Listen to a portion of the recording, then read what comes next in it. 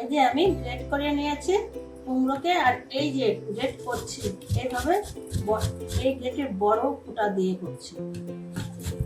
এখন আমি যাবো গ্যাসের সামনে। দেখো একটা কড়াই বসিয়ে দিয়েছি, কড়াইটা গরমও হয়ে গেছে। এখন আমি ঘি দিলাম, এই 2 চামচ ঘি দিলাম। এখানে আমি 2টো তেজপাতা দিলাম, তোমাদের ইচ্ছা না হলে দিবা না। এখন আমি যে গ্রেট করে রেখেছিলাম এই কুমড়োটাকে দিয়ে দেব।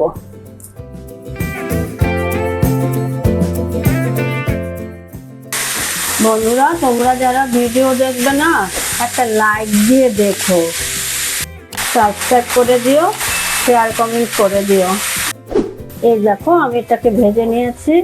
আমি এখানে না কনডেন্স মিল্ক না মাওয়া কিছুই দেব না। কিভাবে করি ওটাকে দেখো। আমি এখানে আধা লিটার দুধকে একটু শুকিয়ে নিয়েছি।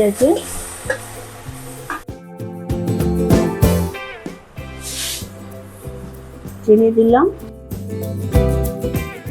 এই আমার দুধটা শুকিয়ে গেছে। এখন আমি এখানে মাওয়া দিই নাই তো, দুধটা একটু শুকিয়ে নিয়েছিলাম, গরুর দুধ। এখানে আমি যে 10 টাকা দামের আমুল দুধ, এই দুধ দিলাম আর কি। এর 2 প্যাকেট আমুল দুধ দিলাম। এটা তাহলে মাওয়ার টেস্টটা আসবে। আমি এখানে যে 1 চিমটি লবণ দিলাম। মিষ্টিতে একটু না লবণ দিলে স্বাদটা ভালো হয়, কিন্তু ভগবানকে যদি দেন ঠাকুরকে, তখন লবণটা দেবেন না। আমি এখানে যে মুগফলি চীনাবাদামও বলে, এটাকে গুঁড়া করে নিয়েছি।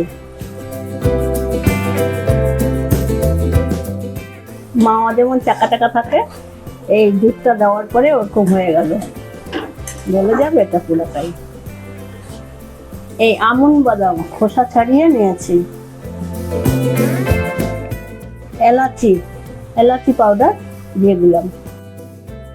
আমি এখানে একটু ঘি দিলাম, এই 2 চামচ। আগেও 2 চামচ দিয়েছিলাম, এখনো 4 চামচ হবে।